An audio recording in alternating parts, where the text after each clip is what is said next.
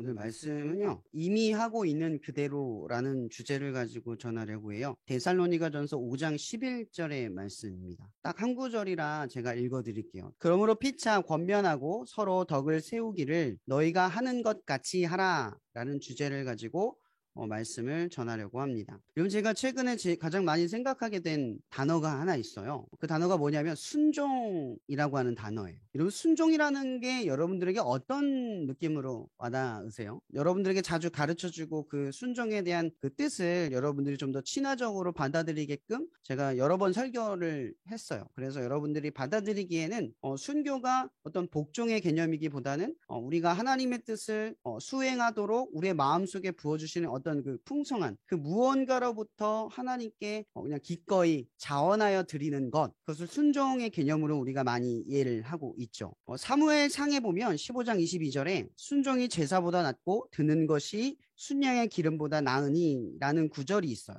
근데 이 구절을 가만히 보면 순종의 원뜻이 더 이해가 쉬워요. 순종의 원뜻은 히브리어로 샤마, 그것은 경청하고 순종하다라는 뜻을 동시에 지니고 헬라어 후파 코우오도 마찬가지로 성경이 말하는 순종은 일단 잘 경청하고 그에 따라 행한다라는 의미를 지니고 있어요. 그러니까 순종이라는 말은 듣고 행한다라는 거죠. 그런데 그 순종이라는 말에 맨 앞에 우리가 뭔가 하나님 앞에 복종하는 것이 마음으로부터 출발한다라는 게 조금 다른 개념인 거예요. 그런데 우리는 여기서 순종의 의미를 왜곡하는 듯해 보입니다. 엄연히 말하면 순종 또한 사실 복종과 똑같아요. 하나님께 복종한다는 뜻이거든요. 그래서 복종과 엄연히 다른 지점은 딱 하나, 전심으로 하느냐 아니면 마음 없이 하느냐, 그 차이밖에 없어요. 그러나 원래의 뜻, 그러니까 복종과 순종의 그 개념적 차이는 없다라는 거죠. 그러니까 하나님 앞에 내가 복종하듯이 행한다는 거예요. 그러니까 순종이라는 것도 가만히 보면 하나님을 전심으로 사랑하는 마음으로 복종한다라는 뜻이에요. 두 가지다. 그럼 복종하면 뭐예요? 굴복하는 거잖아요. 제가 뭔가를 포기하고 그분의 뜻을 따르기로 마음을 먹는 거예요. 그러면 여러분, 복종을 하면 기분이 좋나요? 복종을 하면 순순해지나요? 그럼 복종이라는 개념 자체는 우리가 수긍하기 참 어려운 지점이에요. 이런 순종이라고 하는 건 여러분들의 마음이 동해서 네, 기꺼이 할게요, 이해가 돼서 납득이 돼서 하는 게 아니라 납득이 되지 않고 하기 싫은 일을 하나님이 원하시니까 하겠습니다, 이게 순종이라는 거죠. 제대로 이해하셨어요? 이런 바울이 고린도 교회에서 고린도전서 13장 1절에 이런 말을 했어요. 사랑이 없으면 소리나는 구리와 깽과리 소리가 되고. 여러분, 우리는 다양함 속에서 수많은 선택들을 하고 살아요. 근데 우리는 그 많은 선택을 하면서 정말 자유로우세요? 요즘은 선택 장애라는 말이 있듯이 우리가 선택이 많아지면 많아질수록 혼란을 겪어요. 그 혼란 중에 대부분 뭐가 있냐면 뭐가 진짜인지 가짜인지 헷갈려요. 자유가 많으면 그 자유로 인해 더 자유로워져야 되는 게 자유인데 우리는 자유를 겪으면 겪을수록 수많은 혼란을 겪어요. 그래서 염려와 근심이 이 자유 때문에 또한 생겨난다는 거죠. 바로 현대사회에서는 종교를 신의 뜻에 살아가는 자유롭지 못한 인생으로 그려내기도 해요. 포스트 모더니즘은 그렇게 말을 하고 있는 거죠. 신의 뜻? 이러면 거부감부터 느껴지잖아요. 그러나 도리어 복음은 인간의 본질과 속성, 그리고 목적과 회복을 제시함으로써 선택이 아닌 분명한 가이드를 우리에게 말하고 있어요. 우리는 이것을 율법이라고도 명명하지만 복음에서의 율법은 단순히 지키고 행하는 것보다 위에서 언급하였듯이 복종이 아닌 순종을 의미를 해요. 여러분들이 하나님을 위해서 순종하는 건 순전히 그 하나님의 아들 예수가 우리를 위해 죽으셨기 때문에 그래요. 그분이 우리가 행하는 것보다, 우리가 하나님을 사랑하는 것보다 하나님이 우리를 먼저 사랑하셨다는 걸 알기 때문에 그래요. 우리가 하나님의 말씀을 듣고 행할 수 있는 것은, 그분께 순종할 수 있는 것은 어떤 보상의 심리 때문이 아니라 하나님에 대한 믿음 때문인 거예요. 그분의 성품, 그분의 변함없으심, 그분의 선하심, 이런 것들의 성품을 우리가 믿는다라는 거죠. 그러니까 내가 당면한 어떠한 문제, 어떠한 상황이 있어도 하나님의 성품엔 변화가 없으니 하나님의 뜻하심에도 변화가 없다라는 사실을 믿는다라는 거예요. 그러니까 순종이라는 것을 우리가 감당하려면 뭐에 대한 믿음이 있어야 되냐면 하나님에 대한 전적인 성품이 이해가 되어야 된다는 거죠. 하나님이 어떤 분인지를 모르고 순종하기는 어려워요. 그러나 하나님이 어떤 분인지 알아가면 알아갈수록 순종하기는 반대로 어떻겠어요? 쉬워지겠죠. 그게 요한일서 4장 10절에 말하는 거죠.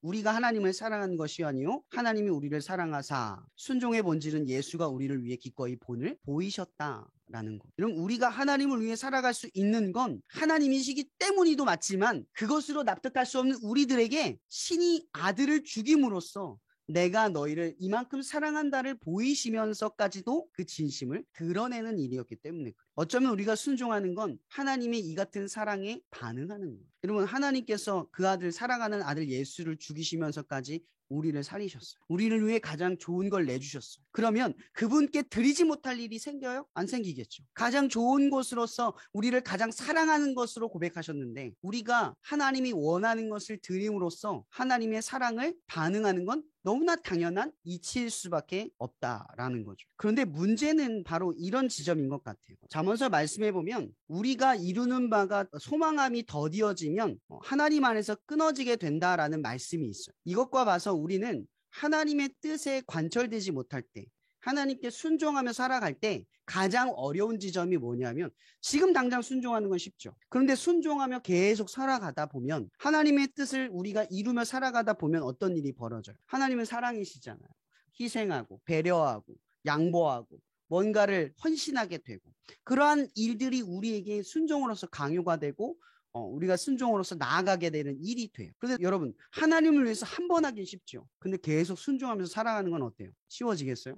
소망이 더디 오면 하나님의 은혜 안에서 끊어진다는 말이 이해가 돼요. 왜냐면 계속 순종하면서 살아가기는 더 어려워요. 여러분, 지금 당장 순종하세요. 그럼 내가 순종하기 쉽죠. 못할 사람이 어디 있어요? 근데 계속 순종하세요 라는 말에 기꺼이 반응할 수 있는 사람은 드물 수밖에 없다라는 거죠. 여러분, 지금 데살로니가 교회에 어떤 일이 벌어지고 있는 줄 아세요? 이 데살로니가 교회에는 지금 초대교회 핍박이 일어나고 있어요. 데살로니가 4장 13절에 보면 형제들아 자는 자들에 관하여는, 여러분 여기서 자는 자들이 누구를 말하냐면 이미 예수님의 믿음 때문에 초대교회에서 핍박을 받고 죽은 사람들을 의미를 해요. 근데 데살로니가 교회에 지금 어떤 문제가 있냐면 예수님을 믿고 순종하며 살아가는 사람들이 있는데 그 중에 죽어가는 사람들이 있고 나이를 먹고 죽는 사람도 있고 믿음을 따라서 가다가 죽는 사람이 생겨나기 시작을 하는 거예요. 여러분 어때요? 이런 상황에 당면하면 여러분 계속 순종하기 쉽겠어요? 교회의 상황이 나아지는 게 아니에요. 그런데도 계속 믿어야 하는 거죠. 심지어 바울이 데살로니가 교회에 전했던 말씀을 수많은 사람들이 왜곡을 시켜요. 그 말이 망언된 말이다. 거짓된 미혹이다. 그것은 사실이 아니다. 그렇게 수많은 위협 속에서 데살로니가 교인들이 혼란을 겪고 있는 거예요. 하나님을 위해 순종하며 하루하루를 살아가는 사람들. 바울은 바로 이 데살로니가 교인들에게 믿음을 어떻게 지켜야 하는가를 말해주려고 하는 거죠. 문득 그런 생각을 해봐요. 여러분, 순종이 왜 있을까요? 물론 순종은 믿음으로 행하는 거예요. 그런데 믿음은 순종을 해야 얻어지는 거죠. 그냥 믿는다라는 것은요, 내가 이해하고 알았다가 아니잖아요. 그것의 정체를 갖는 게 아니라 내가 이해하고 안 것을 가지고 행동하는 거예요. 그 행동함을 통해서, 그 순종함을 통해서 하나님에 대한 믿음이 자라나는 거죠. 근데 우리는요, 순종도 하지 못하면서 믿음을 갖기를 바래요. 그리고 또한 우리가 기억해야 할 것이 있어요. 그럼 믿음은 인내를 통해서만 검증이 됩니다. 이런 인내 없는 믿음은 믿음이 아니에요.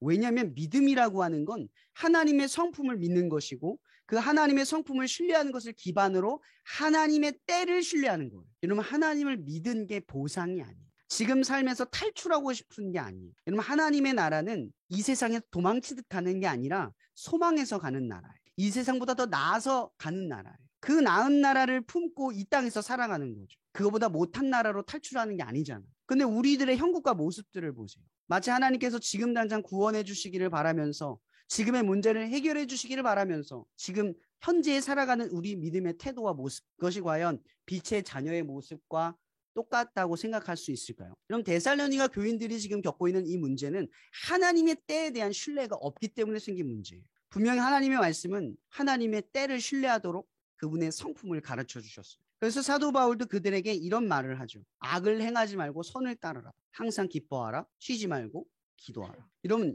이 말은요, 우리가 쉽게 말할 수 있죠. 당연히 기도해야죠. 당연히 기뻐해야죠. 당연히 선을 행해야죠. 라고 말할 수 있어요.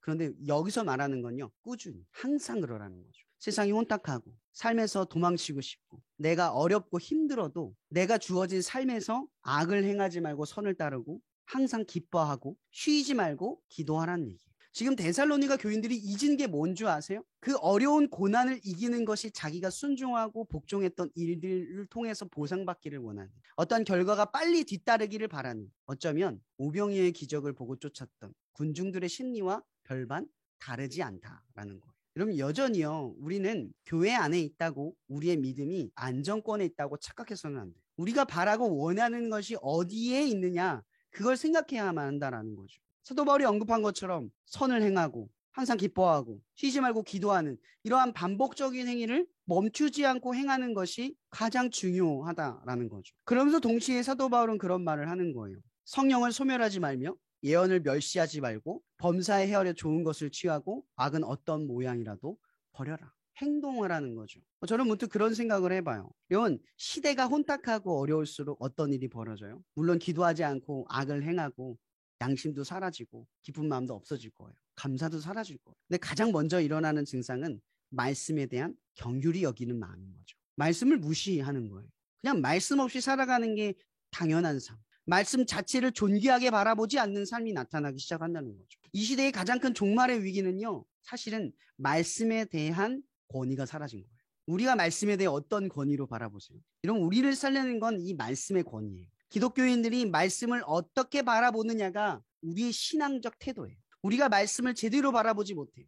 나를 살리는 것이 말씀이 아니라 여전히 내가 하는 순종, 믿음, 자질, 능력 이런 것들로 채워져 있어요. 오직 믿음은 믿음으로 말미암아 살리라라고 하셨어요. 이런 믿음은 말씀에 근거한 거예요. 우리는 말씀을 믿는 것이지 세상에서 그 무엇을 어떤 주관적인 사실을 믿는 게 아니에요. 말씀에 근거한 것을 믿는 것이지 내가 경험한 하나님의 주관적인 경험들이 아니에요. 여전히 이단이 틈타고 종말론주의가 틈타고 세상이 혼탁하는 가장 큰 이유는 그리스도인들이 말씀의 권위를 잃어버렸기 때문인 거죠. 그럼 데살로니가 교인들에게 처한 가장 큰 상황은요. 바로 이거예요. 말씀에 대한 신뢰가 부족해졌다는 거죠. 그럼 기독교인들이 고난을 무엇으로 견딥니까? 당연히 기도하고 당연히 선을 행하고 당연히 꾸준한 것들을 행하면서 지키죠. 그런데 그리스도인들에게 이미 하던 대로 하던 일들이 있어요. 그게 뭐예요? 말씀이에요. 이러면 시대적으로 기독교를 지켜낸 힘은 말씀이었어요. 그리고 수많은 사람들이 이 말씀 때문에 죽었고 이 말씀을 지키기 위해 죽었어요. 이 말씀을 전하기 위해 수없이 걸었고 이 말씀을 누군가에게 말하기 위해 용기를 냈단 말이에요. 그런데 우리는 이 말씀의 권위를 상실한 채로 살아가요. 데살로니가 교회의 교인들에게 지금 이 불신과 혹은 이 극단적인 종말론주의에 빠진 이 상황에 가장 필요했던 건 말씀으로 돌아가는 거였어요. 그리스도인들이 위기가 생기면 말씀을 찾아봐요. 이게 당연한 거거든요. 이게 원래 그런 거거든요. 그럼 오늘 말씀에 그러므로 피차 권면하고 서로 덕을 세우기를 너희가 하는 것 같이 하라. 근데 이걸 공동 번역서에 보면 이렇게 번역을 하고 있어요. 그러므로 여러분은 이미 하고 있는 그대로 서로 격려하고 서로 도와주십시오. 이미 하던 그대로. 저는 여러분과 이런 말씀을 한번 나누려고 합니다. 여러분들에게 어떤 신앙적 습관이 잡혀 있습니까? 이미 하던 그대로. 힘들 때 신앙적인, 어려울 때, 혼란을 겪을 때 하는 신앙적인 그 무언가가 여러분 삶에 당연하게 말씀의 권위로서 여러분의 삶의 우선순위에 놓여져 있어요. 여전히 내 생각, 주변 사람들의 조언, 아니면 유튜버에서 주는 정보, 인터넷에서 찾는 지식, 누군가에게 배운 도움 이런 것들이 하나님의 뜻에 순종하도록 하나님의 말씀을 보는 데 오는 당연한 권위가 찾아오고 계시냐는 거죠. 그러면 어쩌면 데살로니가 교인들에게 찾아온 위기는 말씀의 권위가 사라지고 또 이스라엘 사람들이 성벽과 성전이 무너져서 바벨론의 포로로 끌려간 위기는 말씀의 권위가 사라져버린 거죠. 여러분 여전히 이 시대는 그리고 언제나 어느 시대든 말세라는 말은 사라지지 않아요. 항상 말세죠. 여러분 그리스도인들이 말세를 살아가는 거죠. 그러다 오늘 본문 말씀에 이런 말씀이 있어요. 너희들은 빛의 자녀라. 하나님께서 어둠 가운데 빛을 밝히사 너희들에게 감추지 아니할 것이라. 그럼 이 말은 빛의 자녀인 그리스도인들은 종말론적인 두려움을 갖고 살아가는 사람들이 아니라 오히려 하나님의 나라의 소망을 가지고 내게 주어진 일을 소망 갖고 행한다라는 거예요. 그럴 힘은 말씀을 붙들고 그 말씀 속에서 길을 찾아내는 신앙적 습관. 이미 하던 그대로. 저는 여러분들에게 이러한 도전이 필요하다고 말씀드리고 싶습니다. 사도 바울이 수많은 교회의 복음을 전하면서 수많은 핍박과 어려움 속에서 사도의 일을 감당하면서 그가 견디게 만들었던 유일한 힘은 바로 말씀뿐이었을 거예요. 말씀을 믿고 찬양하고 말씀 믿고 발걸음을 내딛고 말씀을 믿고 누군가에게 나아가서 용기를 내고 결국 우리를 움직이게 만드는 가장 근본적인 힘은 말씀에서부터 비롯된다. 여러분들이 분명히 붙들어야 할 것은 이미 하던 대로 말씀을 찾아 꺼내요. 다시 읽는 일이라는 걸 기억하시기를 바랍니다.